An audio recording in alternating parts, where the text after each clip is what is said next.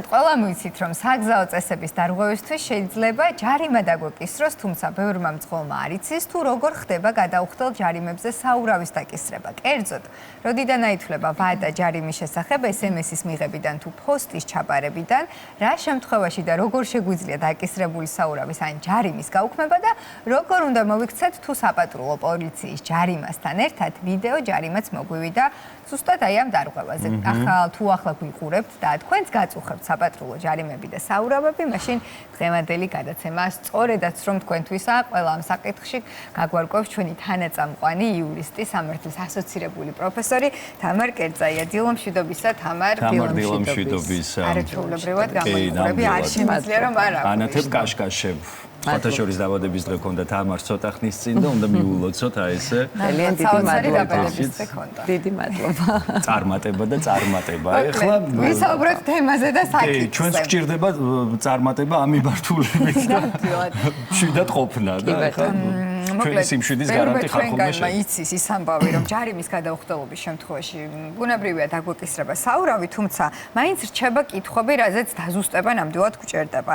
კონკრეტულად, როდიდან იწყება ჯარიმის გადახდის ვადის აცვლა? მას შემდეგ, რაც SMS-ი მოგვივა თუ როცა პოსტით მივიღებთ საჯარიმო ქვითარს? მოგესალმებით, მივესალმებით ჩვენს მაყურებელს და წარმატებულ მშვიდობიან სამუშაო კვირას ვუსურვებ.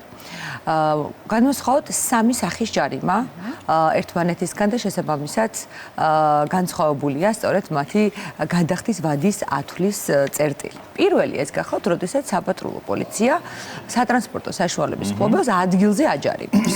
ანუ გამოუწერს ქვითარს. ასეთ შემთხვევაში ამ ქვითრის გადახდის ვადის ათვლა იწყება სწორედ იმ მომენტიდან, როდესაც ქვითარი იქნა გამოწერილი და გადაცემული. მძღოლისთვის მიუხედავად იმისა, მძღოლი ეთანხმება ამ ქვითრის შინაარს თუ არა. მეორე შემთხვევა გახლავთ, როდესაც პარკირების ან დგომა-გაჩერების წესების დარღვევისთვის სატრანსპორტო საშუალების დაჯარიმება ხდება იმგვარად, რომ სატრანსპორტო საშუალების მფლობელი ადგილზე არ იმყოფება და არის ხოლმე ხომ პრაქტიკა გაგვიგია, რომ საქარე მინაზე ხდება თქვა საჯარიმო ქვითრის დამაგრება. აქ რა უნდა ვიცოდეთ, რომ ასეთი საჯარიმო ქვითრის გადახდის ვადის ათვლა არ იწყება იმ მომენტიდან, როცა ქვითარი გამოწერეს ან საქარე მინაზე იქნა გაკრული. ეს არის, რა თქმა უნდა, ეს არის უბრალოდ დამატებითი ღონისძიება. ადმინისტრაციულ ორგანოს შეუძლია ეს გააკრას საქარე მინაზე, შეუძლია არ გააკრას. ამით არ იწყება ვადის ათვლა, არამედ ვადის ათვლა იწყება ამ საჯარიმო ქვითრის ჩაბარების მომენტიდან. და მესამე შემთხვევა ეს არის გავრცელებული და ჩვენთვის ძალიან მტკივნეული თემა ვიდეო ჯარიმა. ვიდეო ჯარიმის შემთხვევაში სამი სახით ხდება მძღოლთან შეტყობინება. პირველი SMS-ის მეშვეობით, აქ უნდა ვიცოდეთ რა, რომ ჩვენ მძღოლებს გვეკისრება ვალდებულება სწორი სატელეფონის საკონტაქტო ინფორმაცია იყოს დაფიქსირებული ჩვენს ავტომობილზე და სწორი მისამართი, ხო, სადაც ვცხოვრობთ.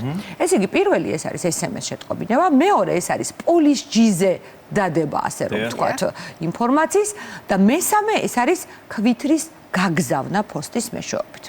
სამივე გზას იყენებს და ვალდებულია გამოიყენოს, ესე იგი, ადმინისტრაციული ორგანო, მაგრამ ჯარიმის გადახდის ვადის ათვლა იწყება არა SMS-ის მოსვლიდან, არამედ ქვითრის ჩაბარებიდან. მაგრამ ახლა აქ არის მთავარი საკითხი, როდის ითვლება საჯარიმო ქვითარი ჩაბარებულად. საქმე იმაში გახლავთ, მეგობრებო, რომ აქაც გვაქვს სამი შემთხვევა. პირველი მარტივად გამოგვიგზავნეს საჯარიმო ქვითარი და ჩავიბარეთ. ჩავიბარეთ თუ არა, იმ წუთიდან დაიწყება აი 30 დღიანი ვადის ათვლა და არა SMS-ის მოსვლიდან. მაგრამ თუ არ ჩავიბარეთ, ან საერთოდ ვერ ხერხდება საფოსტო გზავნილის ჩაბარება, ასეთ შემთხვევაში განმეორებით ხდება გაგზავნა, ხოლო ამის შემდეგ ქვეყნდება პოლის ჯიზე და გამოქვეყნებიდან 30 დღეს იწყება აი ამ 30 დღიანი ვადის ათვლა, როდესაც ჯარიმა უნდა იყოს. ანუ თამარ ეს უკვე გამოქვეყნებიდან ჩვენი პირადი ვალდებულება არის რომ აუცილებლად უნდა შევიდეთ და გადავამოწმოთ. ნახეთ, ჩვენი ვალდებულება არის სამი. ერთი რომ ტელეფონის ნომერი სწორად მიუთითოთ, იმიტომ რომ ვალდებული ასევე SMS-ით გამოგვიგზავნოს, ოღონდ SMS-ის გამოგზავნიდან არ ითვლება ვადის ათვლა. მაგრამ SMS-ში შეტყობინების გაგზავნის ვალდებულება აქვთ. მეორე, სწორი მისამართი მიუთითოთ. მისამართი და ან საცხოვრებელი მისამართი. და მესამე, თუ არც ტელეფონი არ გვაქვს მითითებული სწორად და არც საცხოვრებელი მისამართი, ან უბრალოდ ვერ გვბარდება ამ საცხოვრებელ მისამართზე, აქ გასათვალისწინებელია ასევე დაკეტილი სადარბაზოების პრობლემაც, რომელსაც ჩვენ უკვე ვაწყდებით პრაქტიკაში ძალიან რთულ პროცესში, იმიტომ რომ ამ დაკეტილ სადარბაზოში ფაქტიურად ვერ ხერხდება ჩაბარება და გარეთ ახლა რამდენი შეიძლება იყოს გაკრული საფოსტო გზავნილი, შეიძლება ვიღაცამ ჩამოხიოს კიდევაც და ჩვენ ვერ მივაქციოთ ყურადღება. და ესე იგი მესამე არის ის, რომ თუ კი ჩვენ ვერ ვიბარებთ და არც SMS-ის საშუალებით არ მოგდის, უნდა გადავამოწმოთ ესე იგი პოლის ჯიზე. ეხლა ეს გადამოწმების პერიოდი საკმაოდ დიდია, იმიტომ რომ ჯერ გამოგვეგზავნა ერთხელ, გამოგვეგზავნა მეორედ, არ ჩაგვბარდა, შემდეგ გამოქვეყნდა პოლის ჯიზე, შემდეგ 30 დღის ვადა კიდე საჭიროა გავიდეს, რომ ოფიციალურად ჩაბარებულად ჩაითვალოს და აი მერე გვაქვს კიდე 30 დღის ვადა. ანუ ამ პერიოდში რაღაცნაირად უნდა შევიდეთ პოლის ჯიზე და პერიოდულად გადავამოწმოთ ჩვენი ესე რომ ვთქვათ სატრანსპორტო საშუალების. კი ბატონო, თამარ, რა ხდება იმ შემთხვევაში, თუ არც ჯარიმას და არც აი დაკისრებულ საურავს არ გადავიხდით? ხშირია შემთხვევა ესეთიც, ან ვერ გავიგეთ, რომ დავჯარიმდით, ან არ მოვიდა ჩვენამდე, ან დაგვავიწყდა. რა სანქციებია და რას უნდა ველოდოთ? ესე იგი ნახეთ ახლა აქ საყურადღებო რა არის. ჯარიმაზე ხომ თქვით რომ ჩაბარება სავალდებულოა. მაგრამ ჯარიმის გადაუხდელობისას, როდესაც უკვე საურავი გამოგვეწერება, ასე რომ ვთქვათ, ანუ საურავის შესახებ ადმინისტრაციული გადაწყვეტილება იქნება მიღებული, აი ამ საურავის ჩაბარების ვალდებულება აღარ აქვს ადმინისტრაციულ ორგანოს. ანუ საურავზე შესაძლებელია SMS-ის არ მოგვივიდეს და არც ადგილზე ჩაგვბარდეს. მე ხლა ამას ბევრი პრინციპიდან გამომდინარე სამართლებრივ პრინციპს გულისხმობ არ ვეთანხმები, მაგრამ კანონის თანახმად თუ რატომ არ ხდება საურავის შესახებ გადაწყვეტილების, ანუ ინფორმაციის მოწოდება. იმიტომ რომ ჯარიმის გადმოცემის დროს იქ განმარტებულია, რომ თუ საჯარიმო ქვითრით გათვალისწინებული თანხა არ იქნება გადახდილი 30 დღის ვადაშიო, იქვე წერია, გაცნობენ ამას. თქვენ საურავი დაგეკისრება თუ, ანუ იგულისხმება, რომ უკვე იცით ინფორმაცია იმ შესახებ, რომ 30 დღეში თუ არ გადაიხდით, საურავი დაგეკისრება. იმდენად ვალდებული ხარ, რომ ამ 30 დღის განმავლობაში თვეში ერთხელ მაინც უნდა შეამოწმო შენ შესახებ ინფორმაცია პოლის ჯიზე, რომ მე ოღონდ კიდევ ერთხელ ვამბობ, ნახეთ, საურავის დაკისრება კანონიერი მხოლოდ მაშინ არის, თუ ჯარიმა იყო ჩაბარებული კანონით დაცული წესით. აი, გასაგებია. ანუ თუ ჯარიმა არ იყო კანონით დაცული წესით ჩაბარებული და მხოლოდ SMS-ით მოგვივიდა და არ იქნა გამოგზავნილი პოსტით, ან თუ არ იქნა გამოქვეყნებული, ან თუ არ იქნა ორჯერ გამოგზავნის შემდეგ გამოქვეყნებული, მაშინ საურავი არის უკანონო. და არის ესეთი შემთხვევები პრაქტიკაში? არის შემთხვევა, იცით რა, ადამიანები ვართ ყველანი, იქაც ადამიანები მუშაობენ, შესაბამისად შემთხვევები არის, ამიტომ ყოველთვის როგორც კი ჩვენ ჯარიმა იქნება ეს თუ საურავი, გადავამოწმოთ ჩაგვარდა თუ არა კანონით დადგენილი წესი და განსაკუთრებით შეიძლება კი ჩაგვარდა, მაგრამ როდიდან იყო ათვლილის 30 დღე. იყო ათვლილი SMS-ის გამოგზავნიდან თუ აი ამ ჩაბარებიდან ან ჩაბარების შეუძლებლობის შემთხვევაში შეცდომები დაშვებული იქნას და მე მოიგო ეს საჭირო რამე პრაქტიკაში ხდება და რა ხდება იმ შემთხვევაშიც თუ კი აი ამ საურავსაც შემდეგი 30 დღის განმავლობაში არ გადავიხდით, ასეთ შემთხვევაში სატრანსპორტო საშუალების მფლობელს შეუჩერდება მართვის მოწმობა 6 თვით. ოღონდ ყურადღებით შეჩერების შესახებ ინფორმაცია თუ არ გვაქვს, ესე იგი და მაინც ან გვაქვს, მაგრამ მაინც მართავთ სატრანსპორტო საშუალებას და საპატრულო პოლიციამ გაგვაჩერა, მაშინ გარდა ჯარიმისა და გარდა ესე იგი საურავისა დამატებით კიდევ 500 ლარიანი ჯარიმის გადახდა მოგვიწევს რის თვლის. იმიტომ რომ სატრანსპორტო საშუალებას მართავდით მართვის მოწმობის შეჩერების პერიოდში და ამიტომ მოგვიწევს დამატებით 500 ლარის გადახდა. და შესაძლებელია რომ აი დააჯერო და უშუალოდ კითხავ ამასაც, აი მაგალითად არ მოვიდა ჩემამდე არანაირი ინფორმაცია და ის სიურპრიზი აღმოჩნდა, ხო? არა? არა, ძალიან მნიშვნელოვანი შემიძლია შეკითხვა. აბა, მარიამ, ძალიან საინტერესო გისმენთ. თქვენ როგორც აღნიშნეთ, გქონდა ასეთი შემთხვევა, რომ უშუალოდ საპატრულო პოლიციის თანამშრომელმა დამაჯარიმა და ეს ჯარიმა დამეკარგა. რა თქმა უნდა, დამავიწყდა, იმიტომ რომ ბუნებრივია რომ ვიპოვებ. გავიდა დიდი ხანი და დამავიწყდა და თურმე აღმოჩნდა, რომ არ მქონდა უფლება და არ მქონდა მართვის მოწმობა. ოჩახ მარიამ. გადასარევი кейსია განვიხილოთ ხო ეს кейსი. ასეთ შემთხვევაში მომიწია დამატებით თანხის გადახდა იმისთვის, რომ დამებრუნებინა მართვის მოწმობა და ბუნებრივია კანონს ვარღვევდი იმ კონკრეტულად რამდენიმე დღის განმავლობაში, როდესაც მანქანას მართავ. თუ გამოგიწერეს 500 ლარიანი ჯარიმა. გამოგიწერეს. კარგი. ძალიან მწუხვარ, მაგრამ ჩვენთვის საინტერესო შემთხვევაა. მარიამ, თქვენ წარმოიდგინეთ, ახლა ვინც გვიყურებს, მაყურებლები, ძალიან ბევრს ან თვითონ, ან მის ახლობელს ქოლია ზუსტად იგივე შემთხვევა. აი, აქ უნდა ვიცოდეთ ერთი ძალიან მნიშვნელოვანი საკითხი, როგორ შეგვიძლია ამ 500 ლარიანი ჯარიმის გაუქმება. შესაძლებელია რა? დიახ. ოხ, და როგორ? აბა გისმენთ ახლა რა ხდება ჩემო ძვირფასებო? ჩვენ ხო საურავზე ვთქვით, რომ საურავის რომ გვეკიცრება, ამის შესახებ ცალკე გადაწყვეტილებას არ გვიგზავნიან, მაგრამ მართვის უფლების შეჩერების შესახებ გადაწყვეტილება, ანუ ადმინისტრაციული აქტი. აუცილებელია, რომ გაეცნოს სამართალდამღალ პირს. ანუ ჩაბარდეს. აი ეს არ მქონია. სამწუხაროდ, მარიამ, არსებობს დამკვიდრებული მავნე პრაქტიკა, რომ 500 ლარიანი ჯარიმის გამოწერა ხდება ისეთ შემთხვევაში, როდესაც სატრანსპორტო საშუალების მფლობელი არ იყო კანონით დაცული წესით ინფორმირებული განაჯარიმის და საურავის შესახებ. მართვის უფლების შეჩერების შესახებ. და ადმინისტრაციული კომუნიკაციით უნდა მოხდეს ეს ჩაბარების საფოსტო გზავნილით. დიახ. საფოსტო იგივე წესით. ანუ თუ კი ჩვენ ჯარიმისა და საურავის გადაუხდელობის გამო დაგვეკისრა, ესე ბოდიში შეგვიჩერდა მართვის მოწმობის უფლება, აი მართვის მოწმობის უფლების შეჩერების შესახებ გადაწყვეტილება უნდა ჩაგვბარდეს კანონით დადგენილი წესით, ანუ გამოგვეგზავნოს პოსტის მეშვეობით და მე იგივე წესი გვაქვს. თუ კი ჩავიბარებთ, ჩაბარებულად ითვლება იმ მომენტიდან და შემდეგ უკვე 500 ლარიან ჯარიმაზე პრეტენზია აღარ უნდა გქონდეს, იმიტომ რომ ჩავიბარეთ და ვიცით რომ შეჩერებული გვაქვს მართვის მოწმობა. თუ არა უნდა გამოქვეყნდეს ეს სამშობლოში. მეორე, როდესაც ვერ ხდება ჩაბარება, ორჯერ გაგზავნის შემდეგ გამოქვეყნებიდან უკვე შედის ძალაში და უკვე შეჩერებაზე გავდივართ. მაგრამ თუ არ იყო კანონით წესით დაცული წესით გამოგზავნილი მართვის უფლების შეჩერების შესახებ ადმინისტრაციული აქტი, მაშინ ეს 500 ლარიანი ჯარიმა უკანონოა.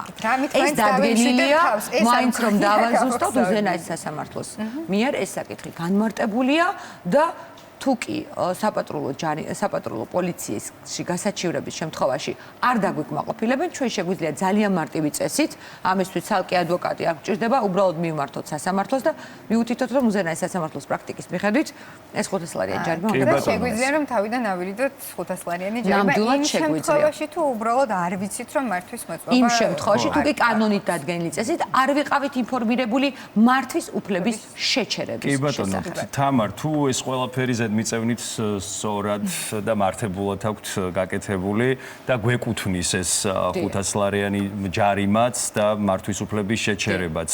არსებობს რაიმე პრაქტიკა, რომ აი მართვის უფლების შეჩერება სწორედ აი ან ვადა შევამოკლებინოთ, შევამცირებინოთ, ან რაღაც ვითხოვოთ, მოკლედ.